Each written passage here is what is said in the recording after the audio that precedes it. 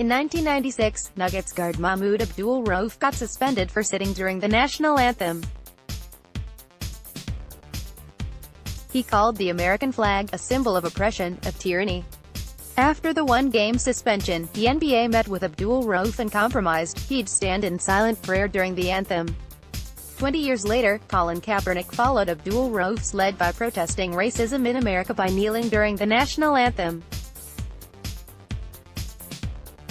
Since that season, he has remained unsigned by NFL teams, who've instead repeatedly signed lesser quarterbacks. Mavericks owner Mark Cuban said Kaepernick's protest wouldn't have kept him out of the NBA, and some players agreed. Now, former NBA Commissioner David Stern, who ran the league when Abdul-Rauf got suspended, is also agreeing. Eben Novy-Williams and Scott Stushnick of Bloomberg. Colin Kaepernick, the quarterback whose NFL career was cut short after he knelt in protest during the national anthem, would still have a job if he were a basketball player, according to former NBA Commissioner David Stern. Stern said that Kaepernick should have been suspended by the NFL when he first began kneeling, and if he had been, his career would have been able to continue. This heavy-handedness is so Stern. Punish the player to save the player. The NBA has a rule requiring players to stand during the national anthem. I'll grant that Stern was suggesting the NFL should have implemented a similar rule, not that the NFL should have punished a player who didn't break a rule. But this is still a reach. Abdul-Rauf agreed to stand in prayer during the anthem. What convinces anyone Kaepernick would have gone for that?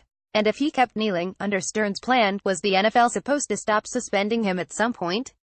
Current Commissioner Adam Silver's plan proved much more effective for the NBA's business, though not necessarily for player expression.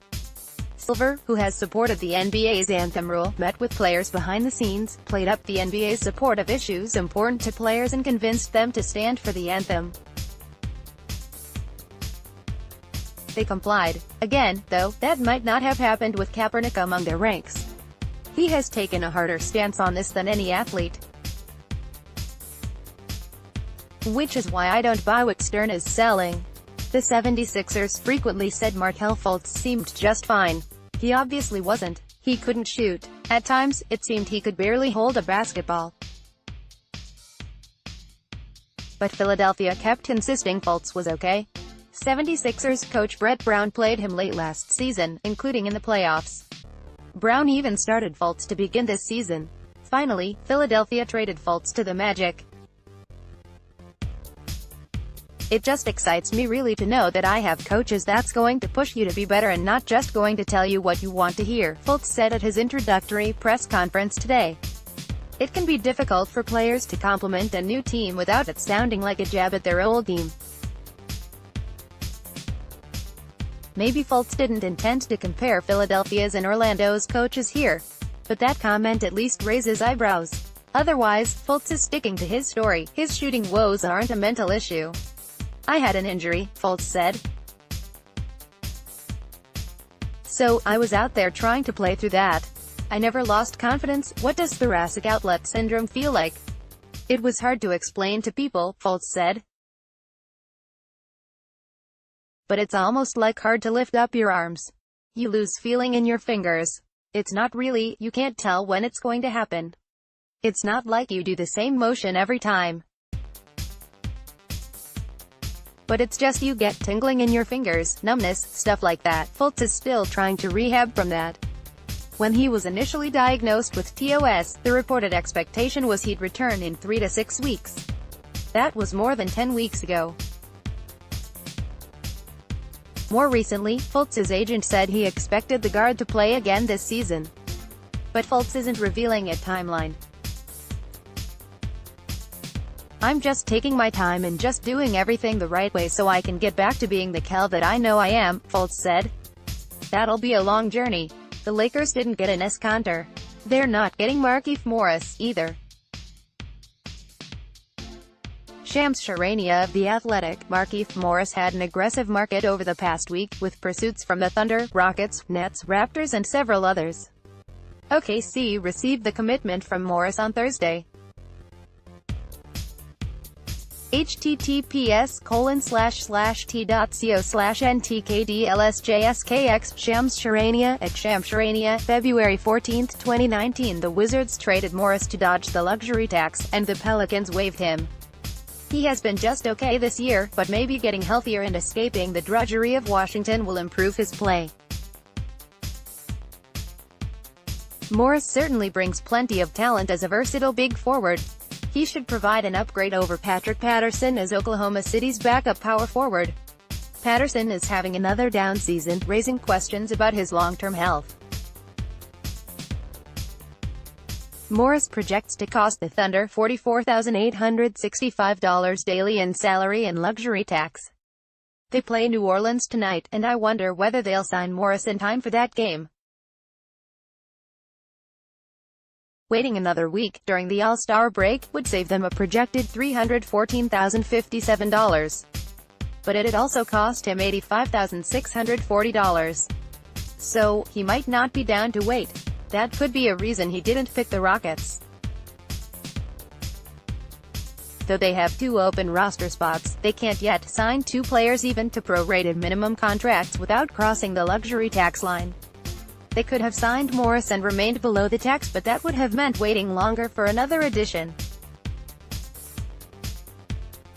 As for the Lakers, Morris is another pursued free agent who wasn't Carmelo Anthony. If everyone keeps choosing other teams, the Lakers might run out of excuses for not signing Anthony, other than the right one. Big Three co-founder Ice Cube knows marketing it has been upfront from the start. His young league needed star power. After a first successful season, they got more of it for year 2. Amari Stoudemire, Nate Robinson, Metta World Peace, Ron Artest, Baron Davis. Cube has also said from the start that the more former NBA players saw the league, the more they would come around. Name guys would want to compete, players fans will pay to watch. Gilbert Arenas is one of those guys. And he's in. We got Gilbert to show up to at the Big Three practice in 2017, and ever since then, I know he's been floating the idea around. Finally, it's here. He's announced he's joining the league. Here's Gilbert draining some pause at the practice. He's still got it flexed biceps, medium skin tone, picked out. Twitter.com/W5NWFK8QJT. Oliver Maroney, Ado Maroneyba, February 14, 2019. Agent Zero explained why he is in now to the Washington Post. I think a lot of people watched the first year to try and figure out the speed of it, and when I watched it I was like, whoosh, they're really going, they're really playing basketball, so I don't think I'm trained and prepared for that sport. Right there, Arenas said of passing on the league over its first 2 seasons. It's one of those things where I need to train like I'm playing in the NBA again, cause I'm not gonna let them get the best of me. So I got 4.5 months to get ready for this season. Also in for this season is Lamar Odom. The Big Three is growing, expanding to 12 teams for the upcoming season and now playing on 2 nights per week, with 18 total stops on the tour.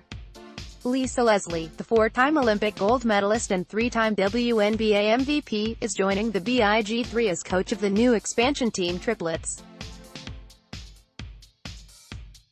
There has been demand at the gate, but the Big Three lost its television deal with Fox Sports and now is looking for a new television partner. Marc Gasol, Mike Conley, Zach Randolph and Tony Allen led the Grizzlies in the franchise's great era. But like most teams that don't win titles, Memphis is moving on from that long-standing core. Unlike most teams, the Grizzlies are quickly announcing their connection to the past. They already said they'd retire numbers of Zach Randolph and Tony Allen. Now, after trading Marc Gasol to the Raptors, they're saying his number will also get retired. Grizzlies owner Robert Pera in a statement, Marc has been a dedicated teammate, star player and pillar of this team for the past 11 seasons. He plays with a heart and a passion for the game that helped carry this franchise to 7 straight playoff appearances, but what Marc has done for this organization is about more than just basketball. He was a part of a core group of players that helped shape the identity of this franchise on and off the court and were embraced by the city of Memphis. On behalf of the Grizzlies organization, I would like to thank him for his blood, sweat and dedication to the Grizzlies and Memphis. The impact he has had on this team and the city will live on, and we look forward to one day welcoming him back home to Memphis where his Gasol is the greatest player in franchise history. The only novelty is announcing it while Gasol is still active. I like it. Why wait to show that appreciation? Eventually, Conley will likely join another team. When he does, expect the Grizzlies to quickly say his number 11 will get retired, too.